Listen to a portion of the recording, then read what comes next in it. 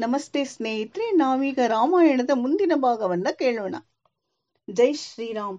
ಜನಕರಾಜ ಯಜ್ಞಕ್ಕಾಗಿ ಭೂಮಿಯನ್ನ ನೇಗಿಲಿನಿಂದ ಉಳ್ತಾ ಇದ್ದಾಗ ನೇಗಿಲಿನ ತುದಿಗೆ ಸಿಗ್ತಾಳೆ ಸೀತಾ. ಅಂದ್ರೆ ನೇಗಿಲಿನ ಅಗ್ರಭಾಗದಿಂದ ಹುಟ್ಟಿದ್ರಿಂದ ಸೀತಾ ಅನ್ನೋ ಹೆಸರಿನಿಂದ ಕರೀತಾರೆ. ಮರುತ್ತ ಅನ್ನೋ ರಾಜ ಉಶಿರ ಬೀಜ ಅನ್ನೋ ಕ್ಷೇತ್ರದಲ್ಲಿ ಯಜ್ಞವನ್ನ ಮಾಡ್ತಾ ಇರ್ತಾನೆ. ಆ ಯಜ್ಞದಲ್ಲಿ ಬೃಹಸ್ಪತ್ಯಾಚಾರ್ಯರ ತಮ್ಮನಾದ ಸಂವರ್ತ ಅನ್ನೋ ಮಹರ್ಷಿ ಪುರೋಹಿತರಾಗಿರ್ತಾರೆ. ಆ ಯಜ್ಞಕ್ಕೆ ಎಲ್ಲ ದೇವತೆಗಳೂ ಬಂದಿರ್ತಾರೆ.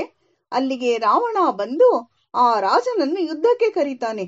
ರಾವಣನ ನೋಡಿ ದೇವತೆಗಳೆಲ್ಲ ಹೆದರ್ಕೊಂಡು ಒಬ್ಬೊಬ್ಬ ದೇವತೆಗಳೂ ಸಹ ಒಂದೊಂದು ಪಕ್ಷಿಯ ರೂಪದಲ್ಲಿ ಹಾರಿ ಹೋಗ್ತಾರೆ. ಇಂದ್ರ ನವಿಲಿನ ರೂಪ, ಯಮ ಕಾಗೆಯ ರೂಪ, ವರುಣ ಹಂಸದ ರೂಪ, ಕುಬೇರ ಹೆಂಟೆಗೊದ್ದದ ರೂಪ, ಹೀಗೆ ಎಲ್ಲ ದೇವತೆಗಳು ರಾವಣನ ಕಣ್ಣಿಗೆ ಕಾಣದ ಹಾಗೆ ಮರೆಯಾಗ್ತಾರೆ. ಅಷ್ಟು ಭಯದಲ್ಲಿ ಇಟ್ಟಿರ್ತಾನೆ ರಾವಣ. ಆ ರಾಜ ರಾವಣನ ಜೊತೆ ಯುದ್ಧಕ್ಕೆ ಹೊರಡ್ತಾನೆ.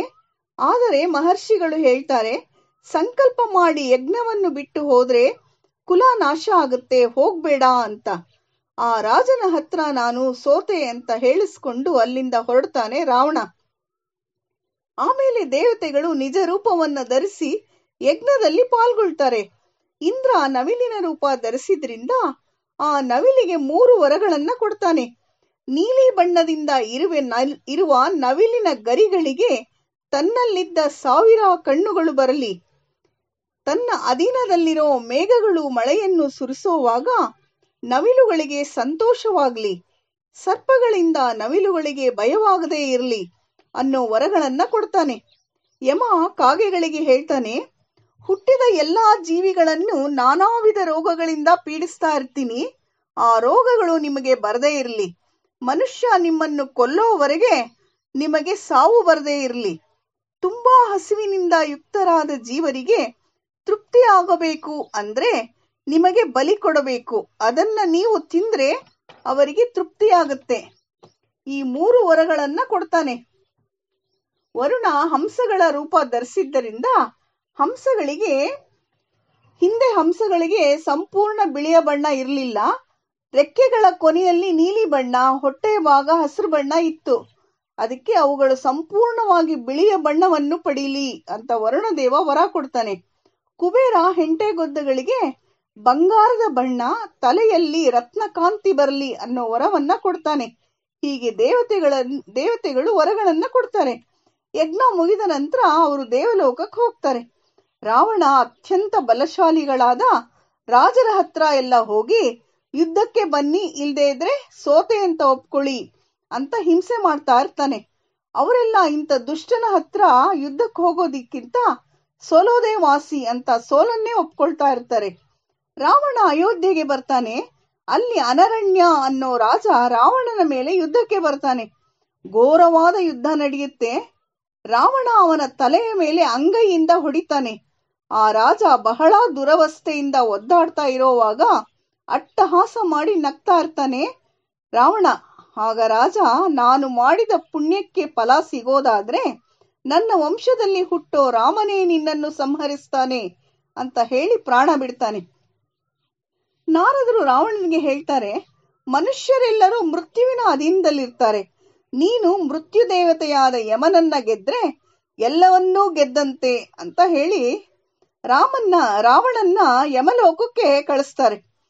7 ದಿನಗಳ ಘೋರವಾದ ಯುದ್ಧ ನಡೆಯುತ್ತೆ ಯಮನ್ಗೂ ರಾವಣನ್ಗೂ. ಯಮದೇವರು ಅಮೋಘವಾದ ಕಾಲದಂಡವನ್ನ ತೆಗಿತಾರೆ. ಆಗ ಬ್ರಹ್ಮದೇವರು ಹೇಳ್ತಾರೆ, ರಾವಣನಿಗೆ ದೇವತೆಗಳಿಂದ ಸಾವಿಲ್ಲ ಅನ್ನೋ ವರವನ್ನ ನನ್ನಿಂದ ಪಡೆದಿದ್ದಾನೆ. ನಿನ್ನ ಕಾಲದಂಡ ಯಾವತ್ತೂ ವ್ಯರ್ಥ ಆಗ್ಬಾರ್ದು. ನೀನು ಕಾಲದಂಡದಿಂದ ರಾವಣನನ್ನ ಸಂಹಾರ ಮಾಡಿದ್ರೆ ನನ್ನ ವರ ಸುಳ್ಳಾಗುತ್ತೆ. ಕಾಲದಂಡವನ್ನ ಪ್ರಯೋಗ ಮಾಡಬೇಡ. ಬ್ರಹ್ಮದೇವರು ಯಮನಿಗೆ ಹೇಳ್ತಾರೆ.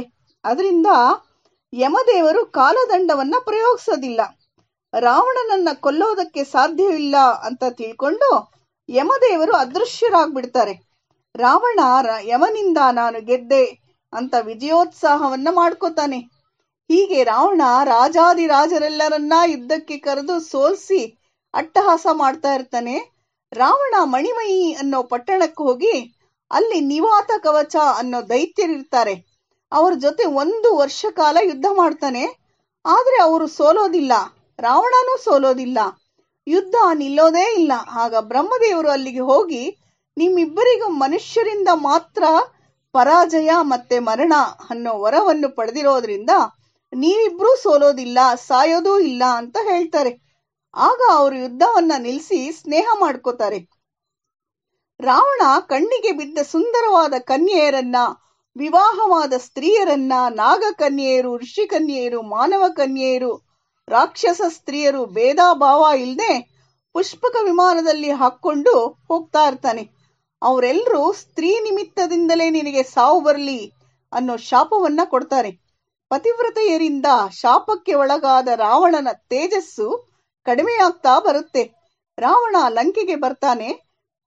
ರಾವಣನ ತಂಗಿ ಶೂರ್ಪಣಕಿ, ಅಣ್ಣ, ನೀನು ಕಾಲಕೇಯರೊಡನೆ ಯುದ್ಧ ಮಾಡೋವಾಗ ನಿನಗೆ ಎಚ್ಚರಾನೇ ಇಲ್ಲದೆ ನಮ್ಮವರನ್ನು ಸಹ ಕೊಂದು ಹಾಕಿದ್ಯಾ, ಅದರಲ್ಲಿ ನನ್ನ ಗಂಡನನ್ನು ಸಹ ಅನ್ಯಾಯವಾಗಿ ಸಾಯಿಸಿದ್ಯಾ, ಇದರಿಂದ ನೀನೇ ತಂಗಿಗೆ ವೈಧವ್ಯ ಬರೋವಂತೆ ಮಾಡ್ದೆ ಅಂತ ಹೀಯಾಳಿಸ್ತಾಳೆ. ಅದಕ್ಕೆ ರಾವಣ ಅವಳಿಗೆ ದಂಡಕಾರಣ್ಯದಲ್ಲಿ ಕರಾಸುರ ಅನ್ನೋ ತಾಯಿ ತಂಗಿ ಮಗನ ಜೊತೆ ರಾಕ್ಷಸ ರಾಜ್ಯವನ್ನ ಪಾಲಿಸಿ ಅಂತ ಹೇಳಿ ದಾರಿ ಮಾಡಿಕೊಡ್ತಾನೆ. ರಾವಣನ ಮಗ ಮೇಘನಾದ ಅಗ್ನಿಷ್ಠೋಮ, ಅಶ್ವಮೇಧ, ರಾಜಸೂಯ, ಗೋಮೇಧ, ಬಹುಸುವರ್ಣಕ, ವೈಷ್ಣವ ಅನ್ನೋ 6 ಯಜ್ಞಗಳನ್ನ ಮಾಡಿ ಮಹೇಶ್ವರ ಅನ್ನ 7ನೇ ಯಜ್ಞದಲ್ಲಿ ಆಕಾಶದಲ್ಲಿ ಇಷ್ಟ ಬಂದ ಕಡೆ ಇಚ್ಛಾ ಮಾತ್ರದಿಂದ ಹೋಗೋ ರಥವನ್ನು, ತಾಮಸಿ ಅನ್ನೋ ಮಾಯೆಯನ್ನು ಪಡೆದಿರ್ತಾನೆ. ಈ ಮಾಯೆಯಿಂದ ಯುದ್ಧದ ಸಮಯದಲ್ಲಿ ಎಲ್ಲಿಂದ ಬೇಕಾದರೂ ಯುದ್ಧ ಮಾಡಬಹುದು. ಆದರೆ ಅದು ಯಾರ ಕಣ್ಣಿಗೂ ಕಾಣಿಸೋದಿಲ್ಲ. 2 ಬತ್ತಳಿಕೆಗಳನ್ನ ಸಹ ಪಡೆದಿರ್ತಾನೆ. ಅದರಲ್ಲಿ ಎಷ್ಟು ತೆಗೆದ್ರೂ ಬಾಣಗಳು ಖಾಲಿ ಆಗೋದಿಲ್ಲ. 1 ಧನಸ್ಸನ್ನು ಸಹ ಪಡೆದಿರ್ತಾನೆ. ಆ ಧನಸ್ಸಿನಿಂದ ಯುದ್ಧ ಮಾಡಿದ್ರೆ ಅಪಜಯ ಆಗೋದೇ ಇಲ್ಲ. ಈ ರೀತಿ ಶಿವನಿಂದ ವರಗಳನ್ನ ಪಡೆದಿರ್ತಾನೆ. ಅದನ್ನ ರಾವಣನಿಗೆ ಹೇಳ್ತಾನೆ. ರಾವಣ ದೇವತೆಗಳಿಂದ ವರ ಪಡೆದದ್ದು ಸರಿ ಇಲ್ಲ ಅಂತ ತನ್ನ ಅಸಮಾಧಾನವನ್ನ ತೋರಿಸ್ತಾನೆ. ಒಂದ್ಸಲ ರಾವಣ ಕೈಲಾಸಕ್ಕೆ ಬರ್ತಾನೆ. ಅಲ್ಲಿ ಕುಬೇರ ವಾಸ ಮಾಡ್ತಾ ಇದ್ದ ಪರ್ವತದ ಶಿಖರದಲ್ಲಿ ಕೂತ್ಕೊಂಡು ಅಲ್ಲಿನ ಸೌಂದರ್ಯವನ್ನು ಸವಿತಾ ಇರ್ತಾನೆ. ಹಾಲಿನಂತ ಬೆಳದಿಂಗಳು, ಕಿನ್ನರರ ಸಂಗೀತ, ಪುಷ್ಪಗಳ ಪರಿಮಳ, ಅಪ್ಸರ ಸ್ತ್ರೀಯರ ನೃತ್ಯ, ಇವೆಲ್ಲ ನೋಡ್ತಾ ರಾವಣನಿಗೆ ಕಾಮೋದ್ರೇಕ ಆಗ್ತಾ ಇರುತ್ತೆ. ಅದೇ ಸಮಯಕ್ಕೆ ದೇವಲೋಕದ ಅಪ್ಸರೆ ರಂಭ ಸುಂದರವಾಗಿ ಅಲಂಕಾರ ಮಾಡಿಕೊಂಡು ಬರ್ತಾ ಇರ್ತಾಳೆ. ಅವಳನ್ನ ನೋಡಿ ರಾವಣ ಆಸೆಯಿಂದ ನೋಡ್ತಾ, ನನ್ನನ್ನ ಮದುವೆಯಾಗು ಅಂತ ಕೇಳ್ತಾನೆ. ಅವಳು ಹೇಳ್ತಾಳೆ, ಕುಬೇರನ ಮಕ್ಕಳಾದ ನಳಕೂಬರರಿಗಾಗಿ ನಾನು ಅಲಂಕಾರ ಮಾಡ್ಕೊಂಡು ಹೋಗ್ತಾ ಇದ್ದೀನಿ. ನೀವು ನನ್ನ ತಂದೆ ಸಮಾನ, ನಾನು ನಿಮ್ಮನ್ನ ಮದುವೆಯಾಗೋಕೆ ಸಾಧ್ಯನೇ ಇಲ್ಲ ಅಂತ ಹೇಳ್ತಾಳೆ. ಆಗ ರಾವಣ ಬಲವಂತದಿಂದ ಅವಳನ್ನ ಹಾಳು ಮಾಡ್ತಾನೆ. ತುಂಬಾ ದುಃಖದಿಂದ ರಂಭ ನಳಕೂಬರರ ಹತ್ರ ಹೋಗಿ ಎಲ್ಲವನ್ನೂ ಹೇಳ್ತಾಳೆ. ಅವರು ಸಿಟ್ಟಿನಿಂದ ಬಲವಂತದಿಂದ ಯಾವುದೇ ಸ್ತ್ರೀಯನ್ನ ಹಾಳು ಮಾಡಿದರೆ ರಾವಣನ ತಲೆ 7 ಹೋಳಾಗಿ ಒಡೆಯಲಿ ಅಂತ ಶಾಪ ಕೊಡ್ತಾರೆ. ಇದನ್ನ ತಿಳ್ಕೊಂಡಂತ ರಾವಣ ಮುಂದೆ ಯಾವ ಹೆಣ್ಣನ್ನು ಬಲಾತ್ಕಾರ ಮಾಡೋಕೆ ಹೋಗ್ಲಿಲ್ಲ. ಯಾಕೆ ಅಂದ್ರೆ ತನ್ನ ತಲೆ 7 ಹೋಳಾಗಿ ಹೊಡೆಯುತ್ತೆ ಅನ್ನೋದು ಅವನಿಗೆ ಚೆನ್ನಾಗಿ ಜ್ಞಾಪಕ ಇತ್ತು. ರಾವಣ ಇಂದ್ರಲೋಕಕ್ಕೆ ಬರ್ತಾನೆ. ಆಗ ಇಂದ್ರ ಶ್ರೀ ಹರಿಯನ್ನು ಪ್ರಾರ್ಥನೆ ಮಾಡ್ತಾನೆ, ರಾವಣನ ಸಂಹಾರ ಮಾಡಿ ಅವನ ಹಿಂಸೆ ತಡೆಯಕ್ಕೆ ಆಗ್ತಾ ಇಲ್ಲ ಅಂತ. ಆದರೆ ನಾರಾಯಣ ಹೇಳ್ತಾನೆ, ರಾವಣನಿಗೆ ಬ್ರಹ್ಮನ ವರ ಇರೋದರಿಂದ ಅವನನ್ನು ಸಾಯಿಸೋ ಹಾಗಿಲ್ಲ. ಇನ್ನೂ ಕೆಲವು ವರ್ಷ ವರದ ಬಲವಿರುತ್ತೆ. ಅವನ ಪುಣ್ಯ ಪೂರ್ತಿಯಾಗಿ ನಶಿಸಿ ಹೋಗ್ಬೇಕು. ಆ ನಂತರ ಅವನನ್ನ ಸಂಹಾರ ಮಾಡಬೇಕು. ಆಗ ನಾನೇ ಅವನನ್ನ ಸಂಹಾರ ಮಾಡ್ತೀನಿ ಅಂತ ಹೇಳ್ತಾನೆ ಶ್ರೀಹರಿ. ದೇವತೆಗಳಿಗೂ ರಾವಣನಿಗೂ ಘನಘೋರವಾದ ಯುದ್ಧ ನಡೆಯುತ್ತೆ. ಸುಮಾಲಿಯನ್ನು ದೇವತೆಗಳು ಸಂಹಾರ ಮಾಡ್ತಾರೆ. ರಾವಣ, ಕುಂಭಕರ್ಣರು ಯುದ್ಧದಲ್ಲಿ ಸುಸ್ತಾಗ್ತಾರೆ. ಇದನ್ನ ನೋಡಿ ರಾವಣನ ಮಗ ಮೇಘನಾದ ಯುದ್ಧವನ್ನು ಮಾಡ್ತಾನೆ. ಅವನು ಮಾಯಾವಿದ್ಯೆಯನ್ನು ಕಲಿತಿದ್ರಿಂದ ಮಾಯೆಯಿಂದ ಇಂದ್ರನನ್ನ ಲಂಕೆಗೆ ಕರ್ಕೊಂಡು ಹೋಗ್ತಾನೆ. ದೇವತೆಗಳೆಲ್ಲ ಇಂದ್ರ ಇಲ್ಲದೆ ಇರೋದನ್ನ ಬ್ರಹ್ಮದೇವರಿಗೆ ಹೇಳ್ತಾರೆ. ಬ್ರಹ್ಮದೇವರು ಲಂಕೆಗೆ ಬಂದು ಮೇಘನಾದನ ಪರಾಕ್ರಮವನ್ನು ಹೊಗಳಿ, ಇಂದ್ರನನ್ನು ಜಯಿಸಿದ್ದಕ್ಕಾಗಿ ಅವನಿಗೆ ಇಂದ್ರಜಿತ್ ಅನ್ನೋ ಬಿರುದನ್ನು ಕೊಟ್ಟು ಸಂತೋಷ ಪಡಿಸ್ತಾರೆ. ಬ್ರಹ್ಮದೇವರು ಕೇಳ್ತಾರೆ, ನೀನು ಇಂದ್ರನನ್ನ ಬಿಟ್ರೆ ದೇವತೆಗಳೆಲ್ಲ ಸೇರಿ ನಿನಗೊಂದು ವರವನ್ನ ಕೊಡ್ತೀವಿ, ನೀನು ಏನ್ ಬೇಕೋ ಕೇಳು ಅಂತ. ಆಗ ಮೇಘನಾದ, ಯಾರಿಂದಲೂ ನನಗೆ ಮರಣ ಬರಬಾರದು ಅಂತ ವರವನ್ನು ಕೇಳ್ತಾನೆ. ಆ ರೀತಿ ವರ ಕೊಡಕ್ ಸಾಧ್ಯ ಇಲ್ಲ, ಹುಟ್ಟಿದವರು ಸಾಯ್ಲೇಬೇಕು, ಇದು ವಿಧಿ ನಿಯಮ ಅಂದಾಗ ಮೇಘನಾದ, ನಾನು ನಿಕುಂಬಿಲೆಯನ್ನು ಪ್ರವೇಶಿಸಿ, ಅಂದ್ರೆ ಅದೊಂದು ಉದ್ಯಾನವನ, ನಿಕುಂಬಿಲೆಯನ್ನು ಪ್ರವೇಶಿಸಿ ಯಜ್ಞವನ್ನ ಮಾಡ್ತೀನಿ. ಆ ಸಮಯದಲ್ಲಿ ಯಜ್ಞ ಕುಂಡದಿಂದ ಕುದುರೆ ಸಮೇತ ರಥ ಬರಬೇಕು. ಆ ರಥದಲ್ಲಿ ಕೂತು ಯುದ್ಧಕ್ಕೆ ಹೋದ್ರೆ ನನಗೆ ಸಾವು ಬರಬಾರದು ಅನ್ನೋ ವರವನ್ನು ಕೇಳ್ತಾನೆ. ಎಲ್ರೂ ತಪಸ್ಸಿನಿಂದ ಇಂಥ ವರಗಳನ್ನ ಪಡಿತಾರೆ, ನಾನು ನನ್ನ ಸಾಮರ್ಥ್ಯದಿಂದ ಈ ವರವನ್ನ ಕೇಳ್ತಾ ಇದ್ದೀನಿ ಅಂತ ಹೇಳ್ತಾನೆ. ದೇವತೆಗಳು ಅವನಿಗೆ ಹಾಗೆ ಆಗ್ಲಿ ಅನ್ನೋ ವರವನ್ನ ಕೊಟ್ಟು ಇಂದ್ರನನ್ನು ಮತ್ತೆ ದೇವಲೋಕಕ್ಕೆ ಕರ್ಕೊಂಡು ಬರ್ತಾರೆ. ನಮಸ್ತೆ ಸ್ನೇಹಿತರೆ, ಮತ್ತೆ ಭೇಟಿಯಾಗೋಣ.